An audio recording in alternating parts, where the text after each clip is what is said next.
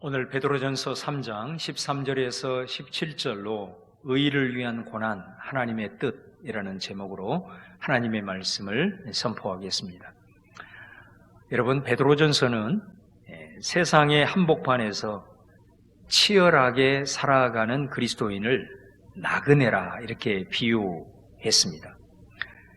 여러분, 그리스도인이 나그네로서 세상에서 살아가는 삶 자체가 결코 쉽지 않습니다. 그러나 나그네는 어떻습니까? 그 길을 묵묵히 걸어갑니다. 왜냐하면 종착역이 있기 때문에 그렇습니다. 목표가 있다는 겁니다. 그 목표가 있기 때문에 힘들고 어려워도 그 길을 걸어갈 수가 있는 것입니다. 나그네로서 우리 그리스도인과 교회는 세상의 비방을 받기도 하고요, 고난에 노출되기도 합니다. 세상은 교회를 오해해서 비방하기도 하고, 실제로 그리스도인과 교회가 비방을 받을 만한 일 때문에 비방을 하기도 합니다. 예를 들면 어떨 때일까요? 그리스도인의 행실이 세상 사람의 수준에 이르지 못할 때입니다. 사람에게는 양심이 있는 거예요.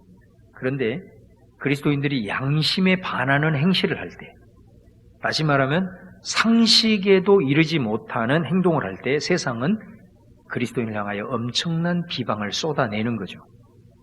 베드로전서는 이런 비난을 당하는 그리스도인을 향하여 이렇게 말합니다. 베드로전서 2장 20절 말씀에 죄가 있어 매를 맞고 참으면 무슨 칭찬이 있으리요.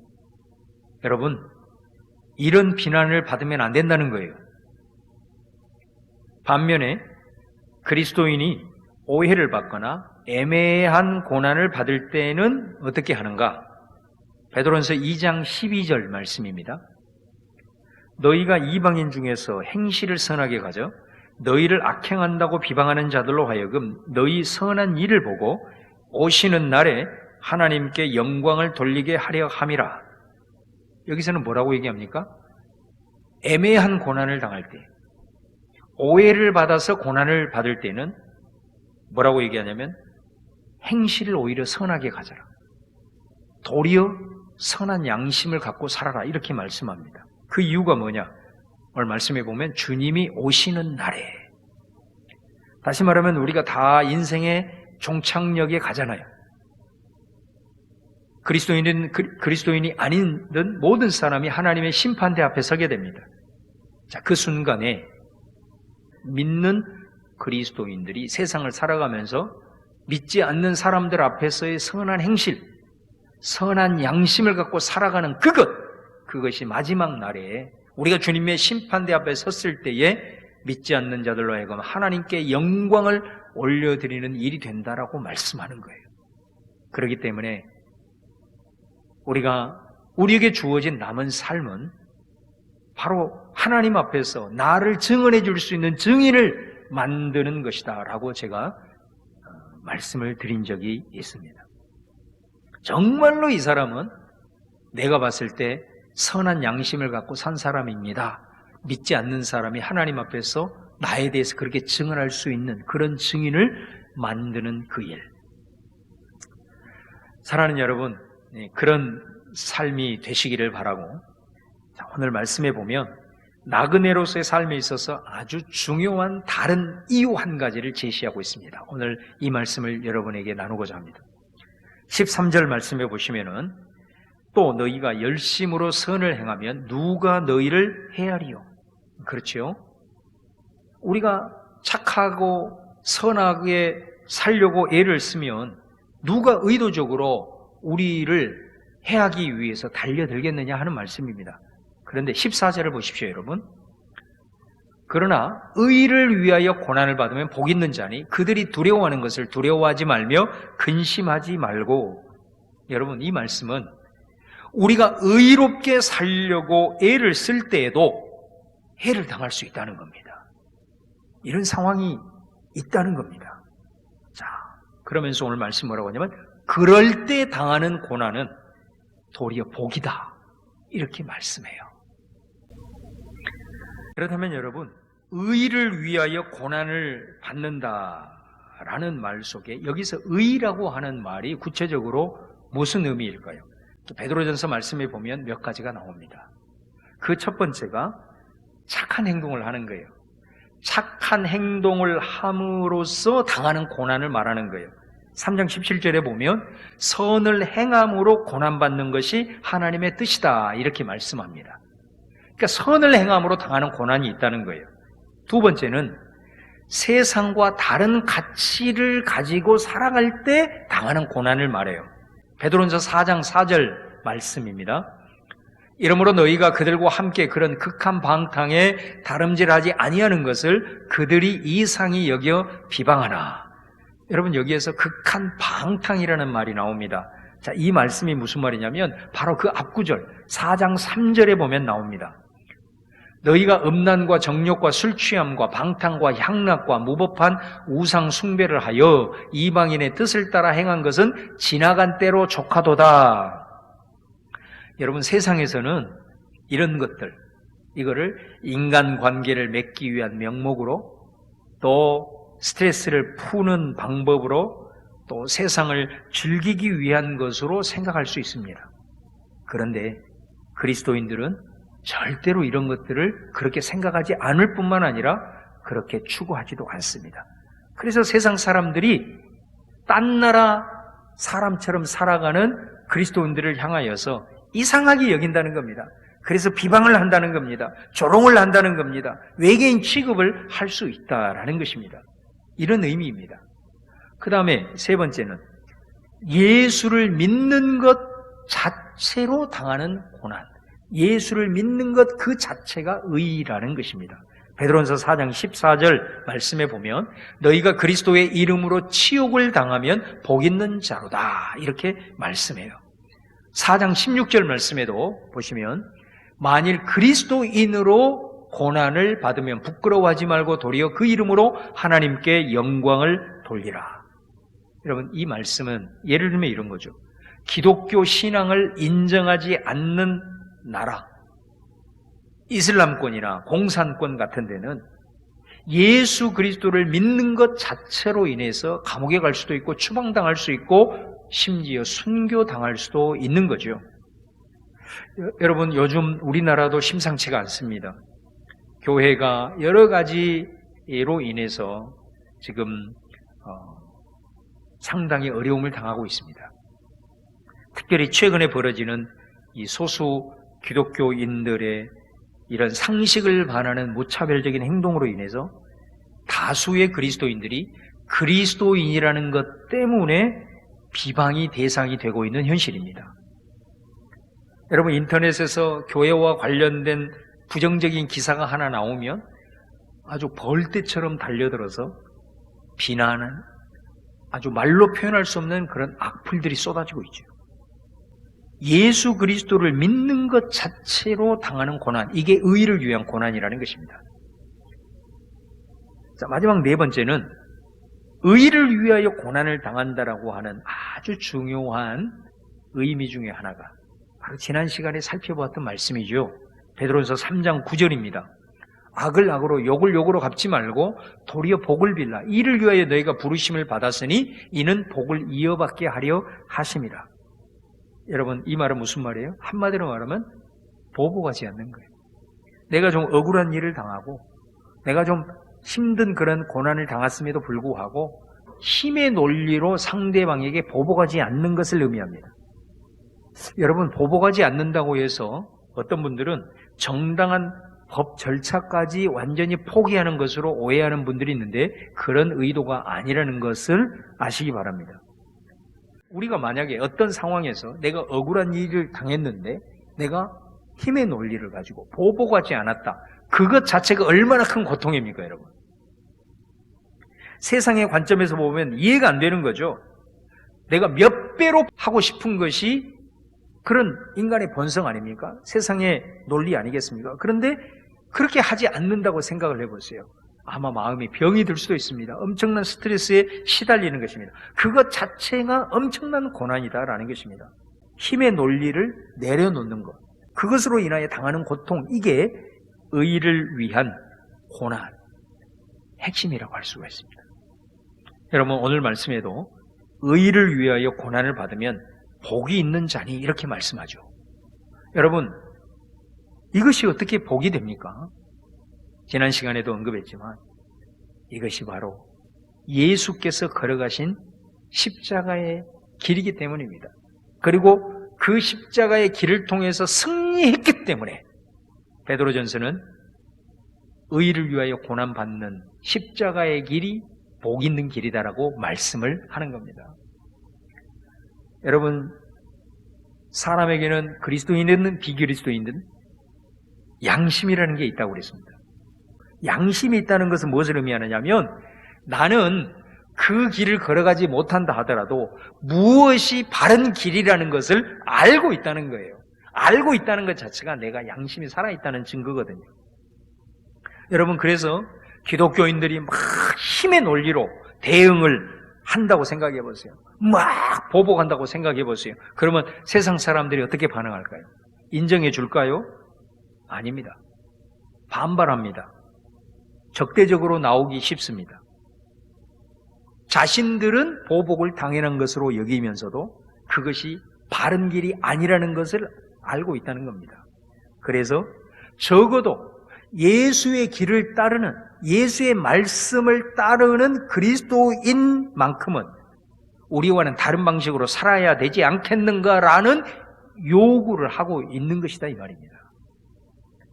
여러분, 헨리 누엔이 예수의 이름으로라는 그 유명한 책에서 기독교 역사에 있어서 가장 큰 유혹은 뭐냐? 힘의 유혹이라고 있습니다. 기독교가 세력화해서 막 힘으로 밀어붙이는 겁니다. 정치적으로 그럴 수도 있고 집단적으로 그럴 수도 있고 내 개인적으로도 내 위치를 가지고도 얼마든지 위력을 행사할 수 있습니다. 가장 대표적인 그 십자군 전쟁이란 말이에요. 여러분, 이 전쟁의 결과가 뭡니까? 지금까지 이슬람과 기독교는 적으로 남을 수밖에 없는 그런 쓰라린 역사를 우리에게 안겨줬단 말이죠. 엄청난 과오의 역사였다라는 것입니다. 여러분, 우리 예수님도 하나님 나라를 위한 공생애를 시작하기 전에 마귀의 유혹을 받았죠. 그 유혹의 핵심이 뭐냐면 힘에 대한 유혹입니다. 마귀가 뭐라면 돌로 떡을 만들어라. 뭐죠? 네가 하나님의 아들로서 하면 능력을 보여봐. 그런 유혹입니다. 높은 곳에서 뛰어내려봐. 너 결국 다치지 않잖아. 천사들이 너 다 보호해 주니까. 무슨 말입니까? 그러한 장면을 한번 사람들한테 보여줘봐. 네가 얼마나 대단한 존재라는 거. 모든 천사들도 네가 휘어잡을 수 있는 능력이 있다는 거 한번 보여줘봐. 그 유혹입니다. 마귀가 또 뭐라고 합니까? 네가 내게 절을 하면 이 세상을 내가 다 너에게 넘겨줄게. 무슨 말이죠? 권력을 주겠다는 거 아니에요? 모든 것을 제압할 수 있는 힘을 사탄이 예수에게 양보하겠다는 겁니다. 만일 예수님이 이 시험을 통과하지 못했다면 예수는 그리스도가 될 수 없습니다. 다른 말로 하면 예수님께서 왜 그리스도가 되셨는가? 바로 이 힘의 논리를 극복했기 때문입니다. 도리어 그 힘의 논리를 내려놓고 자기를 포기하고 오히려 희생하고 손해보고 남에게 져주고 힘이 있지만 져주는 그 십자가의 사랑, 그것 때문에 믿지 않는 사람이나 믿는 사람이나 예수님은 승리한 자라고 다 인정하고 고백하는 것입니다. 여러분, 이것이 바로 의를 위한 고난입니다. 이런 고난이 복이 있다라고 오늘 말씀하고 있다는 거예요. 그러면 이런 의를 위한 고난에 우리가 직면했을 때 우리는 그럼 어떻게 해야 되느냐? 오늘 말씀은 우리에게 그 방법을 제시해 주고 있습니다. 첫 번째는 뭐냐면 그런 상황에 직면했을 때 당황하지 말라는 겁니다. 3장 14절 말씀에 보면 그러나 의를 위하여 고난을 받으면 복 있는 자니 그들이 두려워하는 것을 두려워하지 말며 근심하지 말고, 여기서 보면 그들이 두려워하는 것이 나옵니다. 이게 뭘까요? 그들은 세상입니다. 세상이 두려워하는 것, 그거 두려워하지 말라는 거예요. 그럼 세상이 뭐를 두려워한다는 겁니까? 고난당하는 걸 두려워하는 겁니다. 세상을. 특별히 이해하지 못하는 고난이 오면 그들은 엄청난 불안에 떠는 것입니다. 혼란스러워합니다. 염려하는 것입니다. 자, 그리스도인인 너희는 그렇게 당황하지 말라는 겁니다. 그러면 어떻게 하라는 겁니까? 그냥 그것을 당연한 것으로 여기라는 것입니다. 선한 양심대로 살아갈 때 비방받을 수 있다, 이렇게 여기라는 것입니다. 예수 믿는 것 때문에 고난당할 수 있다라고 여기라는 것입니다. 당황하지 말라는 겁니다. 왜요? 15절을 보시면 상반절에 너희 마음에 그리스도를 주로 삼아 거룩하게 하고, 이 무슨 말이에요? 바로 예수 그리스도가 내 주님이시기 때문이다라는 것입니다. 그 예수가 미리 우리 앞서서 이 길을 먼저 걸어갔다는 거죠. 의를 위해서 예수님이 먼저 고난을 당하셨다는 겁니다. 그런데 예수님은 그 상황에서 흔들리지 아니하고 묵묵히 그 길을 걸어가심으로써 우리에게 이미 승리를 보여주셨다는 겁니다. 그 승리하신 주님이 나의 주님이라는 것입니다. 그렇기 때문에 그 그리스도가 내 주님이기 때문에 우리는 세상 사람들과는 구별될 수 있다는 겁니다. 거룩하게 하고, 이 말입니다. 그래서 우리는 예수 그리스도로 인하여서 이미 우리의 주님이 그 길을 걸어가서 승리했기 때문에 우리도 그 길에 직면했을 때 당황하지 않고 담담하게 맞이할 수 있고 직면할 수 있다라는 것입니다. 그 다음에 두 번째는 뭐냐면, 첫 번째는 당황하지 말고 두 번째는 준비하라는 것입니다. 그때를 위해서 준비하라는 겁니다. 15절 중반절 다시 보시면 너희 속에 있는 소망에 관한 이유를 묻는 자에게는 대답할 것을 항상 준비하되. 여러분, 우리가 애매한 고난을 당할 때, 그리스도인이기 때문에 고난을 당할 때, 세상과 다른 어떤 가치를 추구하면서 고난을 당할 때 당황하지 않게 되면 그 순간이 하나의 접촉점이 된다라는 말씀입니다. 어떤 접촉점이냐면, 그런 것을 우리 그리스도인이 행할 때 세상 사람들에게는 질문이 생긴다는 겁니다. 처음에는 그리스도인들의 그런 모습이 바보처럼 여겨지기도 합니다. 저들이 연약하기 때문에 보복하지 않고 당하기만 하는구나, 이렇게 생각을 하는 겁니다. 그런데 그리스도인들이 그런 상황에서 당황하지 않고 안정적으로 그 상황을 직면하게 되면 그 모습을 지켜보면서 이런 생각을 한다는 겁니다. 왜 이 친구는 이 상황에서도 흔들림이 없지? 왜 이 친구는 이 상황에서도 원망을 하지 않지? 왜 나 같으면 이 상황에서 몇 배를 보복하고도 분이 풀리지 않을 것 같은데 보복하지 않고 오히려 넓은 마음을 품어버리지? 이런 질문이 생긴다는 겁니다. 그 질문을 품고 있다가 한두 번, 세 번, 네 번 그리스도인들이 그런 상황에 그렇게 대처를 하게 되면 이제 물어온다는 것입니다. 너 어떻게 그런 자세를 취할 수 있니? 어떻게 그런 상황에서 그렇게 처신할 수 있니? 이렇게 물어온다는 것입니다. 그럴 때, 그때를 위해서 대답할 것을 미리 준비해라 라는 말씀입니다. 그런데 여러분, 중요한 것이 있습니다. 물어오기까지가 중요한 겁니다. 시간이 많이 걸릴 수 있습니다. 그러나 이 질문을 세상 사람들이 그리스도인에게 한다는 것은 무엇을 의미하겠습니까? 세상이 그리스도인의 선한 행실을 인정하고 있다는 겁니다. 그들과는 다른 선한 양심이 우리 안에 살아있다는 것을 보고 있다는 증거입니다. 더 나아가서 우리의 삶으로 보여주는 십자가의 복음 앞에 그들이 무릎 꿇기 시작하고 있다는 순간이 되는 것입니다. 바로 그 질문을 해올 때 나는 내가 왜 그런 행동을 할 수 있고 그런 자세를 취할 수 있는 그 이유를 말하는 것입니다. 바로 그 이유가 뭘까요? 내가 경험한 예수, 내가 만난 예수, 그리고 내가 경험한 하나님의 은혜, 사랑, 바로 이 복음 때문에 내가 그럴 수 있다. 그들에게 이 복음을 제시하라고 말씀하는 겁니다. 사랑하는 여러분, 지금까지 여러분은 살아오면서 이 질문을 세상으로부터 받은 적이 있으십니까? 여러분의 믿지 않는 가족으로부터, 믿지 않는 직장 동료로부터, 같이 취미 활동을 하고 있는 세상 사람들로부터 이런 질문을 받으셨습니까? 만약에 그런 질문을 받으셨다면 여러분은 세상을 향한 거룩한 제사장의 나라의 부르심에 합당한 삶을 살고 있는 정말로 멋진 그리스도인임이 분명합니다.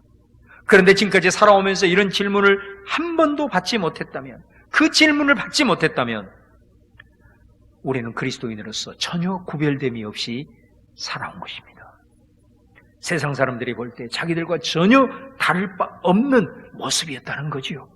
세상이 볼 때도 똑같이 보복하고 힘든 순간에 세상 사람들과 같이 똑같이 짜증내고 뒤돌아서서 그런 험담을 하고 전혀 배려와 동정이 없는 조건적으로 살아가고 있는 이러한 내 모습을 본 거죠.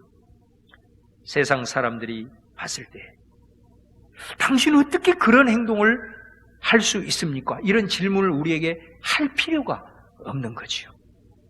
여러분, 우리의 삶을 한번 오늘 말씀에 비추어서 정직하게 돌아보아야 합니다.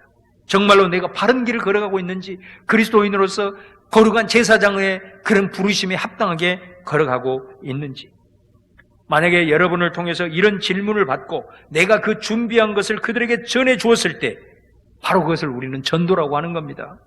여러분, 전도는 절대로 은사가 아닙니다.